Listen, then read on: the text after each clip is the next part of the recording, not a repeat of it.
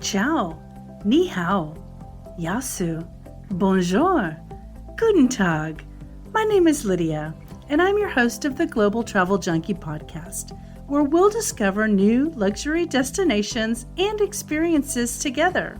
So let's get started and meet today's guest. Hi, everyone. It's Lydia with the Global Travel Junkie podcast and YouTube channel. And today I'm here with Kat Fleischman. Hi, Kat. Hi everyone.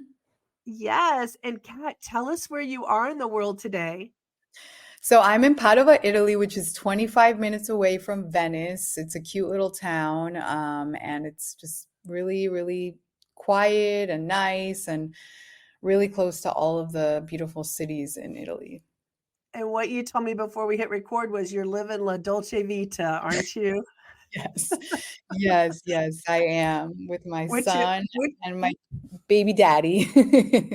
which is a dream of mine. I would love to live at least part-time in Italy. So I really envy what you're able to do there. So thank you for being on the show today. And we're going to talk about Morocco. So before we get started talking about Morocco, will you just introduce yourself and let the audience understand a little bit about your background and what you're doing today? And we're going to get into where you visited to talk about. Yeah, so I was born in Peru, so I have that, Latina background in my blood. I grew up in Miami, so Miami is just a melting pot of people from all different kinds of cultures and the city that inspired me to start traveling in the first place. I went to school in New York. I got a master's in PR, so my background is public relations. I've been doing that for 15 years, but I've always traveled. My father was in transports of car vehicle parts. So he would have to go to Brazil and then he would have to go to Europe. So me and my sisters would always tag along. And that's when I was just bit with the bug of I was meant to travel. And so when I did become a publicist, I took on a lot of travel type clients like hotels and restaurants and wine companies and chefs. And then I just became in love with travel and the whole world that surrounds that. So I became a travel writer in 2019, right before COVID. And honestly, it was probably the best time for me to start doing that because it was when most of the world was like too afraid to travel. So a lot of the properties were really suffering because they didn't have a lot of exposure. People were too afraid to travel. They weren't getting as much press as before. So I actually traveled through Europe, and then when I got to around 2021, I actually met my now boyfriend. He's Italian, in Greece, in Mykonos, Greece, and we had a son and his name is Leo. And that's how I ended up here in Italy. So I made it my kind of stomping grounds for continuing my travel adventures. If you've ever been to Europe, you know that it's super easy to get around, whether you're trying to go from one city in Italy to another, or even to Spain, Germany, France. You just can hop on a train or a quick Ryanair flight and you're there. So it's been really, really, really amazing journey. And I am so happy to have ended up where I did. So, and I'm happy that, that you are here to share with everybody that's listening the wonderful thing that is travel. Exactly. So we hope to inspire more people to get out there and explore our world and find new ways of adventuring through travel. And yes, you are in a great spot. I remember flying into Munich. This is like in 2004, Germany. And then by the morning, we took a train all the way to Venice and we woke up in Venice and, we started at 10 p.m. in Germany. So we had to go through Switzerland and then over So to nice. Yeah, Venice, so beautiful. it's That's so beautiful. easy to get It's like around. everywhere you go in Europe, you're waking up and it's a totally different culture. It's almost like being on a cruise where You get on a train and they're speaking a totally different language when you get there. They have a totally different cuisine. They have different cultures. They have different kinds of fashion, whether it's Paris and London, or you want to slow down and go to the hills of Tuscany. I mean, it's really just something very special. Europe is a very special country. It is. And even in Italy, would you not agree? Like you could be in northern Italy, like near the Swiss Alps, and then you could go all the way down to the boot where it's close to Sicily, and it's just completely different temperature and environment and all the fruit and everything that's grown down there. It's just a whole nother world, right? Even the people are so different. Like when my boyfriend talks about the people from the south of Italy versus the people from the north of Italy, the people from the south are more laid back. They take their time. They love to vacation. The people from the north are like working, Veneto region. They're really, really hard workers. And also the cold temperature keep them working all the time. So Yeah, and wrapped up and bundled up. Yeah. exactly, They exactly. say the ones in the South have a warmer heart, right? Yeah, and they're giving you limoncello and they're telling you to grab a chair at the beach and just No yeah. problemo, no Yeah, problemo. or the ones in Tuscany who are drinking wine all night or all day, and they're just enjoying food and pairings, and so even within Italy is a different culture, which I've learned from the past year and a half living here. Yes, and you know what? I think it'd be great to have you back, and we could just talk about Italy and all the different places in Italy that are so diverse. So I know lots of people around the world love Italy, don't they? Yeah, I would love to talk about Italy as well. Yes, I am one of those that loves Italy. So let's move on to Morocco. So tell us, when did you go? Was this 2019 or when did you go? No, this was actually it was almost like a post baby moon. So it was like after I had my baby in 2021, 2022. I'm sorry. So it was not long ago, and it was before the earthquake that hit Morocco and Oh Marrakesh. my gosh. Wow. I don't know if you heard about that, but yeah, No, I didn't. very How are they doing? Are they okay? they're okay, thank God, but, there was some historical damage of some of the historical sites, and it was really sad because I had just come back, like, 6 months ago, and, it was just something that really shook me because I Morocco is such a special place and so different from all of the places that I've been in. I think that's why I chose Morocco out of all of the places in the world because it's just so different, and the culture, the food, the spices, the markets, the people. I mean, it's just such a fun, happening place. And even where you stay, you can wind down. They do a lot of like spa treatments and riads, and the architecture is gorgeous at some of the places that I stayed. And then if you're feeling adventurous, you can go into the desert, into the Agafay, and do some camel tours or even some ATVs, which I was able to do all of that when I was there. That's awesome. Well, while you're explaining things, let's just assume people don't know what these words are. So, for instance, like I've never heard the word agafai. So, what is an agafai?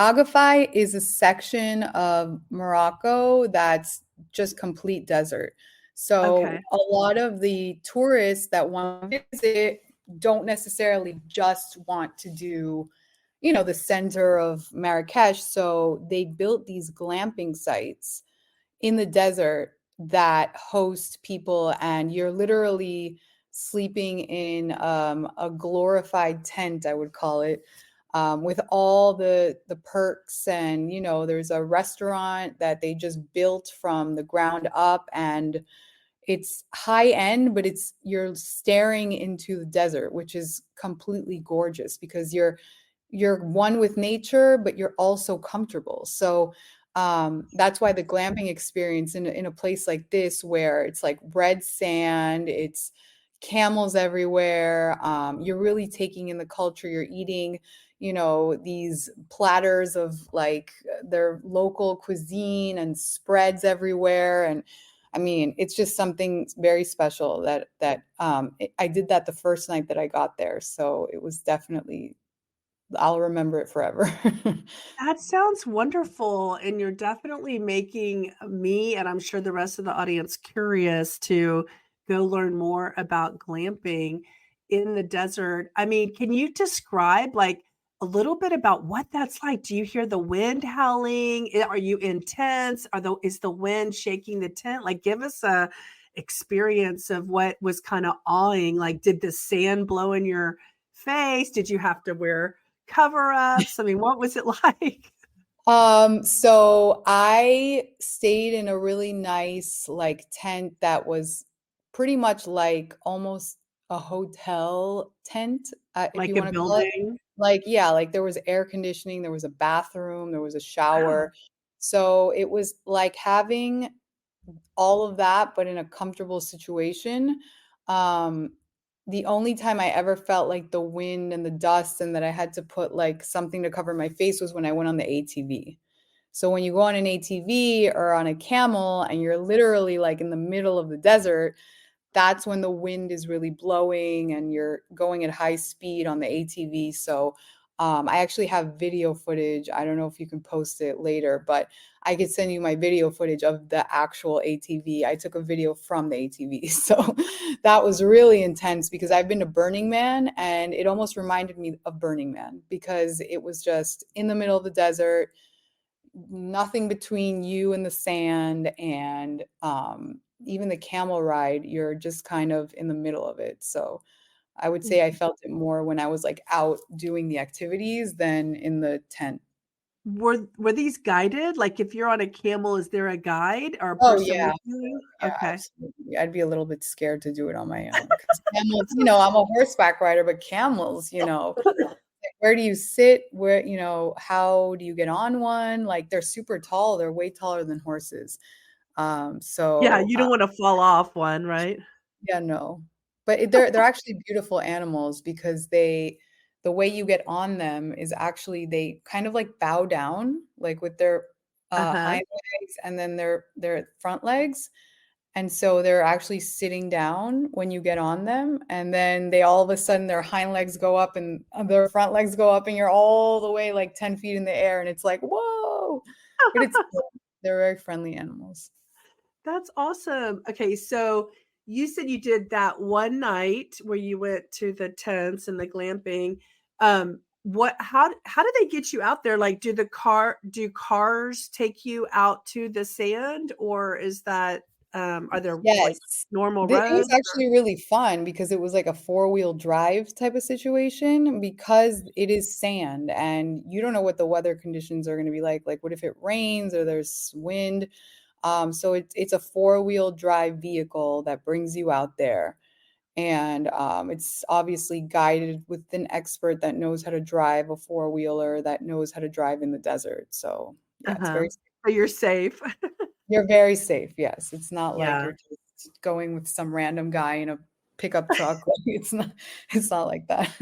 That reminds me, were you alone or did you have a companion with you? No, no, I was with my boyfriend, and honestly, I don't know, I don't think I would do Morocco alone. I Okay. was very afraid to do it because of, being a woman and, robberies and just, it's just you're in the middle of a market and who knows. And but when I was there, I felt very safe. I definitely think you need to have like, if you're gonna go alone, like an organized tour or guide that can take you and knows his way around and knows how to speak the language and all that. Yeah, keeps up with you, keeps track of you. Yeah, I think that's smart in a lot of cases, right? So I think that's good. So let's talk about the city where you were in the markets. I want to, you know what comes to mind because I've never been to Morocco, but what comes to mind is like Indiana Jones, movie. That was my first exposure to a market. And so in, Morocco. So tell us how true to form is that? Oh my God, it's exactly like that. I have to tell you, I spent hours at the market, and I could send you photos of my house. You could see the inspiration from the markets because you're just so caught up with all the colors and the spices, and it's so bustling, and everybody goes at a certain time because it's like you want to get the fresh fish, and it's exactly like that. And it was honestly one of my favorite parts of the entire trip. was just the markets in Marrakesh. I think I went back 3 times, because not only did I do the markets, but I learned about the history of why they sell these poofs and why there's rugs everywhere, and how the women are actually employed by a foundation that where they actually are employed to make these rugs, um, and how they design the rugs, and how what machines they use, and what kind of wool they use, and how they get it from the farms and the sheep. And so I just learned so much about it that it made that experience so much more special. And I ended up buying products, whether it was ceramics or rugs or poofs or just products, lamps and things that are typical of Morocco, because I understood exactly why it was a specialty there and what the meaning behind it was, which was really nice. Yeah. I've helped some refugees here in town, and they don't really like want traditional furniture. They like being more on their rugs, I mean, because Yeah. we offered them, like, you want a couch, and they're like, no, but they're like on Yeah. the floor. So is there is there some is there anything that you learned about the rugs that were related to, like, are they more spiritual, or like what's the kind of concept around the rugs? So, they are more spiritual because they say that, like, when you sit down and whether you're barefoot or you're sitting down and eating, you're always one with the earth, which I think Oh, it makes so nice. much sense because I mean, we all come from the earth and we die to the earth. And it's just for someone who's been all around the world and has even done Burning Man, which is a very spiritual experience. I really, really think that they value the simplicity of the earth and nature. And the rugs, a lot of them do have symbols on them that are historical, that have cultural significance of Morocco. And there's also, I mean, this whole other side, which is like the beauty category, which I also kind of dove into. But, even the fruits that they use and the trees for the beauty products, like everything has a significance, which I loved. I loved that Yeah. about. I love that too. And what comes to mind is the magnetic forces inside the earth. So, like, the less things that you put between you and your body, you can actually get that grounding. They call it Yeah, grounding. we're made of energy, and Yeah, and I'm sure that being on the rugs with the sheep wool between is just a conduit. Like, you can still get that ground. It's not like rubber when you have tennis shoes on and yeah, you I think it's suppress. just they're not comfortable, like Yeah. more, they're more drawn to earthy type Yeah, situations. I love that. I love that. And respecting culture, respecting differences, learning from others, right? I mean, this is like Mhm. passed down from thousands and thousands of years, and it's good to learn about why people do certain things, and I love that. Let me ask you, behind me is this beautiful column, and so typical of Morocco. Where was this? Was this like in a temple or a No, this is my hotel. It was called La Sultana. It's a five-star hotel. It's near everything. And it actually is that concept of a riad. It almost looks like a castle because it's just so beautifully done. I remember our room was like had a tiger theme, and I think the background that you chose with the crown, originally before when we were offline, that was my actual room, and it had like What? paintings of tigers. Yeah, and it actually was like a real palace that, you know, that some of the sultans use, and it is a luxury historical hotel that is in the part of UNESCO. So it's protected, and it combines four traditional Moroccan residences in a single complex. So it's kind of like a different theme for whichever room that you stay in, because there's four different suites. So I think the concept there was really cool. And that picture was actually taken like right by the pool, where it was so nice because you could just lay out, have breakfast there, and just take a dip. And, it was warm when I went. So it was a really, really nice experience there at La Sultana. That reminds me to ask you, what is the temperature and the seasons like there? You're saying it was warm, like how warm? And then, like, does it ever get cooler? Because I know it's at the top of Africa, right? Yes, I actually went in December and it was not too hot, but not too cold. It was like perfect. I would say that it's probably the best time to go because it's probably like 70 degrees, which is like almost like LA weather. Um, but I would say the hottest months, like don't go in August or September. It's like 100 degrees. That October sounds goes, like Houston. yeah, it's like Houston or Miami. Exactly. Right. It's I similar live to I live Miami in that. weather. Yeah. Yeah. And then it goes down to 82 in October and then down to 73 in November. So I went Nice. in December, so it was nice and cool and also sun shining. You could see in all my pictures. Actually, the coldest month is January, which is my birthday month. But January is 66 degrees Fahrenheit, and Still nice. Little jacket. yeah, yeah, but that's the coldest it gets. So my boyfriend, who's Italian, knows I'm from Miami and knows that I know where the warm places are. So we always pick a warm place, whether it's Israel or Morocco or Turkey. We tend to gravitate towards that because he hates the cold. Whenever he can in December to get out of the cold winters, he's goes either to Miami or to somewhere we pick somewhere warm. So if you're looking for good weather, Morocco is the place to go for sure. That's neat. Let's talk a little bit more about the hotel. Did you say the name of the hotel already?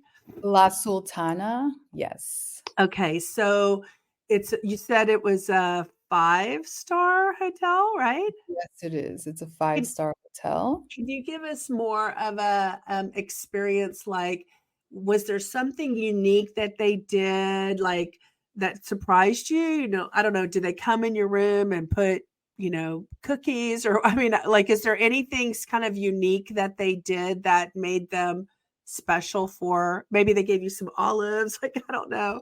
Yeah, What no, they did. They did. They gave us like the typical, I remember the breakfast there was like a typical Marrakesh breakfast.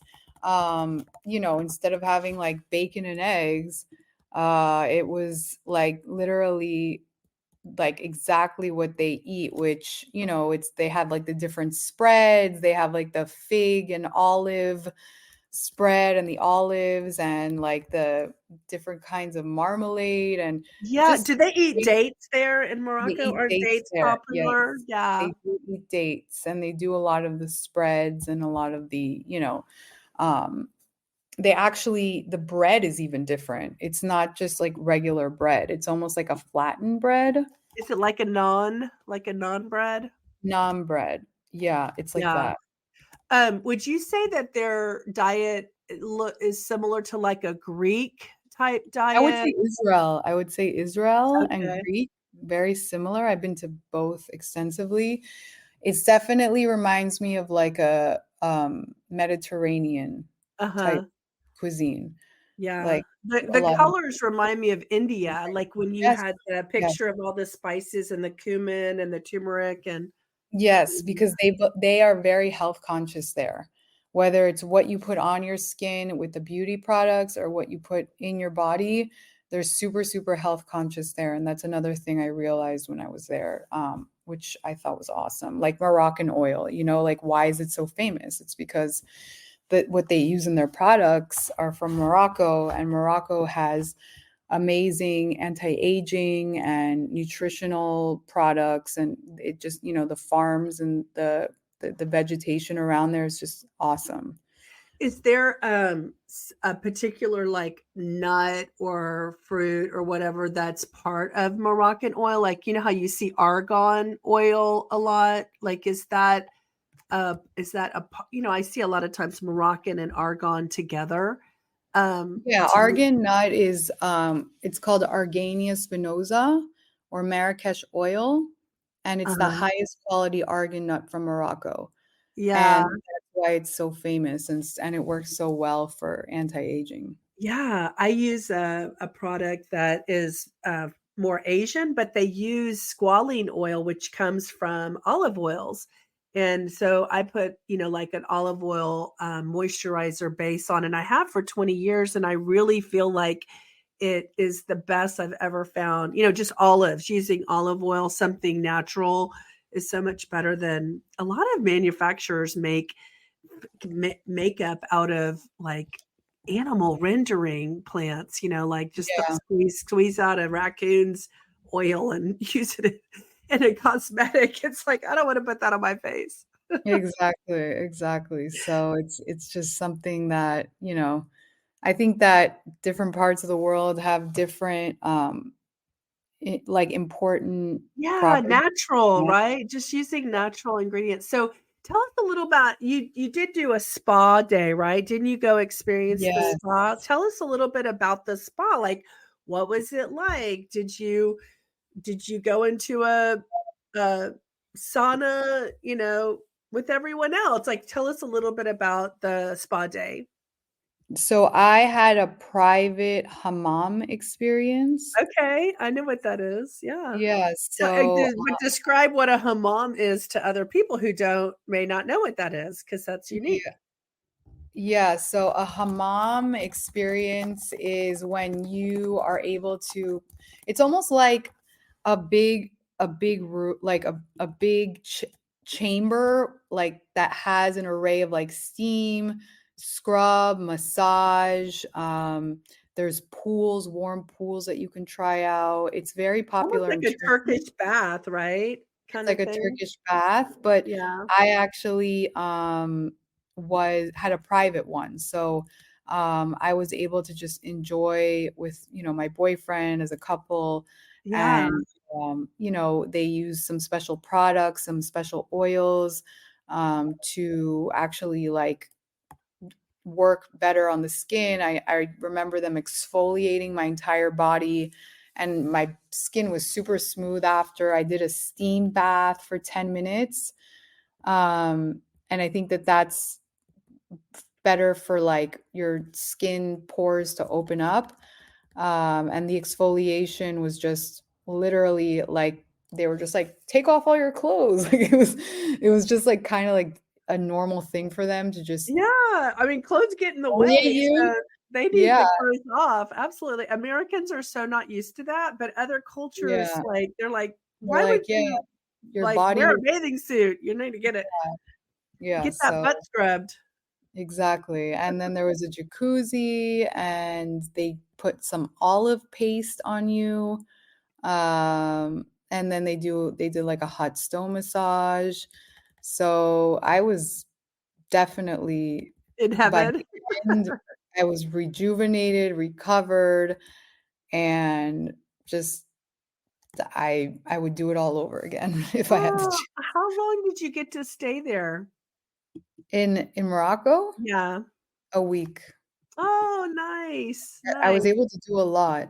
Um, Yeah. and So, I was able to do even the YSL garden, which I loved. oh, tell us about that. Yeah, so that was one of my favorite things. The YSL garden is really a beautiful outdoor garden that's a tribute to YSL.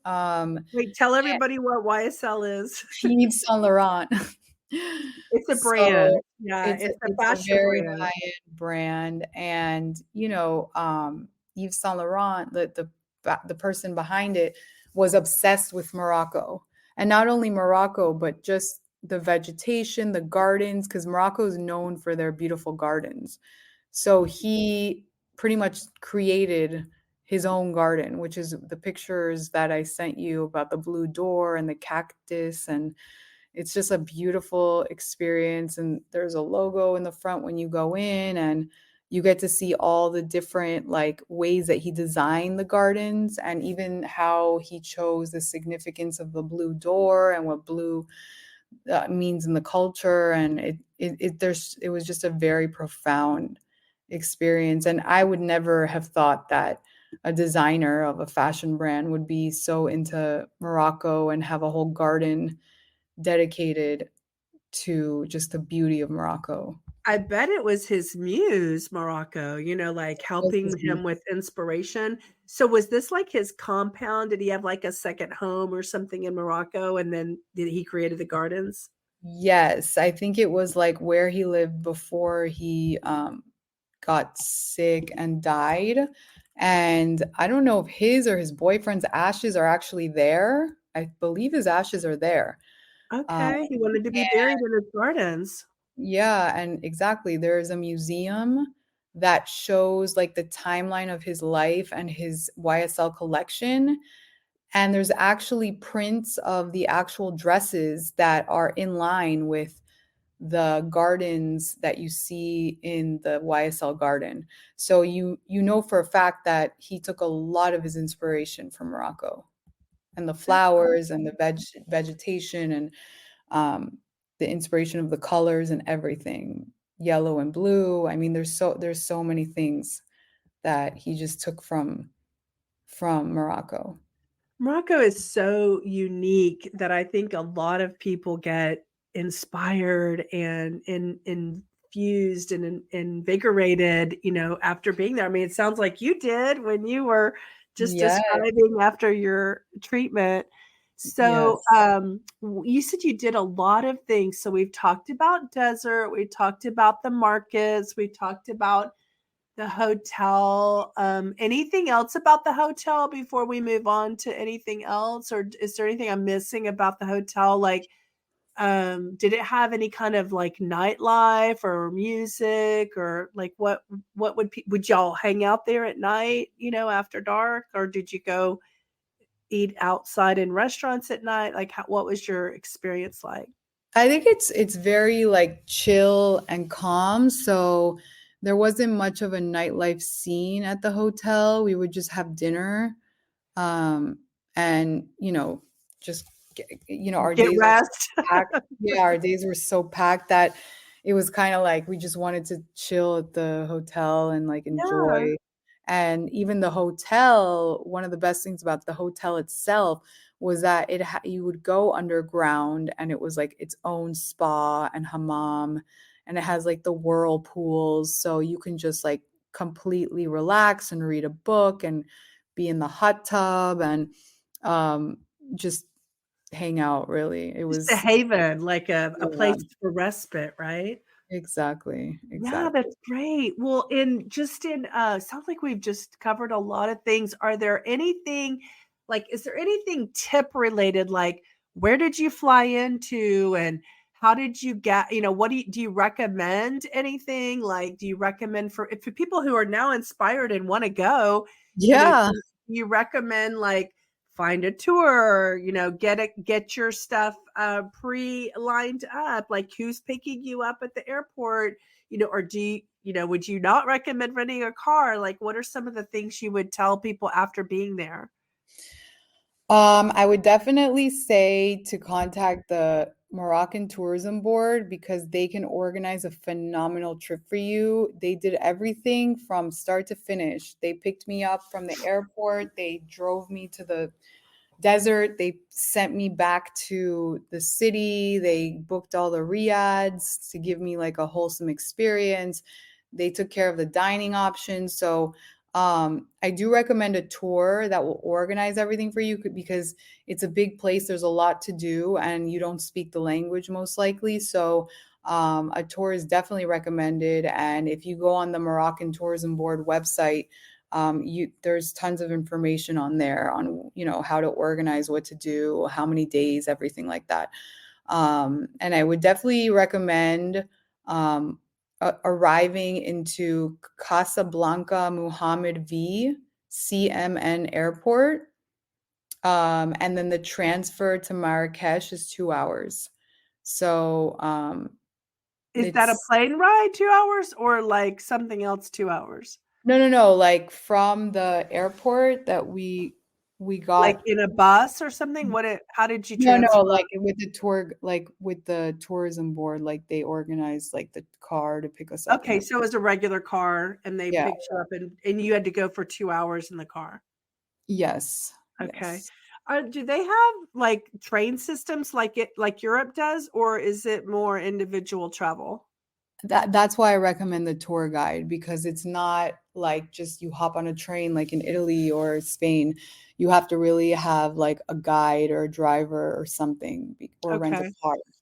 Good. Okay, good. So, I mean, I think that's important because, anybody could be listening to this video and this podcast, and, we want to give them good guidance on having the best experience they can when they go to Morocco. So, definitely find a good, reputable tour guide or call the bureau, like you said, to let them line everything up. Do they just work with a bunch of different travel companies, or are they literally Yes. the travel company?